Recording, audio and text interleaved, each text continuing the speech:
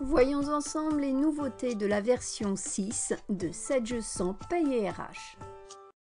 La version 6 de Sedge Paye RH est une version majeure sortie début juin 2023. Nous allons vous présenter les nouveautés qu'elle comporte. L'importation des taux bonus-malus sur l'assurance chômage, la gestion de la carence sur les arrêts maladie prolongés, les recommandations sur les nouveautés techniques, l'affichage des bilans normalisés 119 et 120, les nouveautés en lien avec SDRH, SDBP et S2E. Nous vous rappelons qu'avant de modifier ou d'adapter votre paramétrage, il est fortement recommandé d'effectuer une sauvegarde de votre fichier de paye. Importation des taux bonus-malus assurance chômage. La réforme des bonus-malus sur les contributions d'assurance chômage s'applique depuis le 1er septembre 2022 afin d'encadrer les contrats courts en limitant leur recours.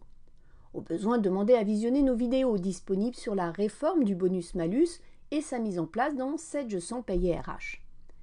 Les prochains taux bonus-malus seront connus pour septembre 2023 et resteront en vigueur jusqu'à courant 2024. Aux alentours de fin août 2023, il sera transmis aux entreprises concernées un compte-rendu métier au format XML contenant ces nouveaux taux par établissement. Dans cette nouvelle version 6 de Sedge 100 Paye RH, l'import des taux bonus-malus assurance chômage peut être lancé manuellement. Passez pour cela par le menu Liste établissements. Sur la liste des établissements, cliquez sur le bouton Import taux bonus-malus. Cela a comme effet d'ouvrir l'assistant d'import du fichier XML que vous aurez téléchargé au préalable. À ce niveau, vous aurez le choix d'éditer un rapport avant importation et ou d'importer le fichier sélectionné. Après quoi, sur la fiche de l'établissement, sur l'onglet DSN, un nouveau sous-onglet Bonus-Malus a été ajouté. Il est directement alimenté par les imports. À cet endroit, il est possible de modifier les taux importés d'une ligne ou de supprimer une ligne. Au niveau du calcul du bulletin de paye, la constante individuelle S taux ACBM, taux bonus-malus, correspond à la colonne taux et est issue du fichier importé. Cette constante a été automatiquement mise à jour dans votre dossier de paye depuis le plan de paye Sage lors de l'installation de la version 6 de Sedge 100 Paye RH. Elle pourra être utilisée dans le paramétrage de la rubrique 40002 Assurance chômage taux modulé au niveau de l'alimentation du taux patronal. Gestion de la carence sur les arrêts maladie prolongés. Selon le Code du travail et sauf accord collectif plus avantageux, en cas de maladie ordinaire, d'accident non professionnel ou d'accident de trajet, une indemnisation complémentaire débute à compter du 8e jour, sachant qu'un délai de carence de 7 jours est appliqué. Lorsqu'un arrêt de travail est prolongé, le reliquat de carence de l'arrêt d'origine est pris en compte s'il n'a pas été totalement consommé. À partir de cette nouvelle version, par le menu Gestion arrêt de travail, le champ jours de carence résiduel permet de stocker le nombre de jours de carence non utilisés afin qu'il soit déduit de l'éventuel arrêt prolongé. Nouveauté technique. Il est à noter qu'à partir de la version 6, la connexion Sage ID utilisée est celle de l'application Paye.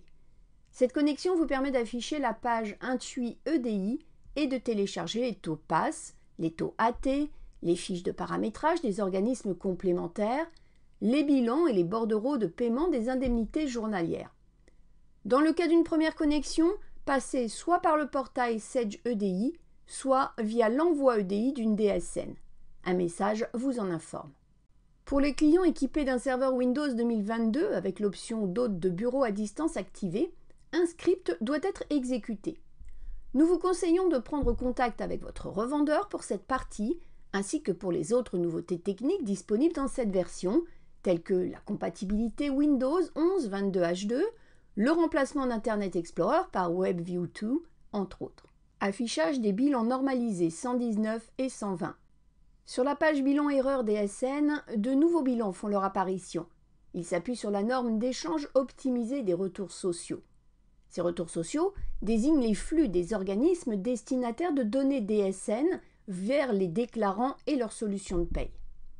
Les résultats de contrôle relatifs au recouvrement des cotisations sociales sont transmis par l'URSSAF via les comptes rendus normalisés, visant ainsi à améliorer la qualité des données DSN. Il s'agit du bilan 119 transmis à H+4 du dépôt de la DSN et le bilan 120 transmis à J+5 de l'échéance DSN. De plus, sur la page Bilan erreur DSN, une icône représentant une imprimante a été ajoutée permettant l'édition des bilans. Nouveauté en lien avec les solutions de dématérialisation SDRH, SDBP et Sage Espace Employé. Dans la fiche salarié, une nouvelle page Données RH est disponible. Sur cette page, vous allez pouvoir définir des emails différents pour la dématérialisation de bulletins et pour Sage Espace Employé. Au moment de la mise à jour en version 6, Sage reprend automatiquement dans les deux emails de la page Données RH l'email professionnel indiqué sur la page Coordonnées dans les informations professionnelles. Nous vous remercions d'avoir pris connaissance de cette vidéo et espérons qu'elle vous aura permis d'apprécier les nouveautés de la version 6 de Sage 100 Paye RH.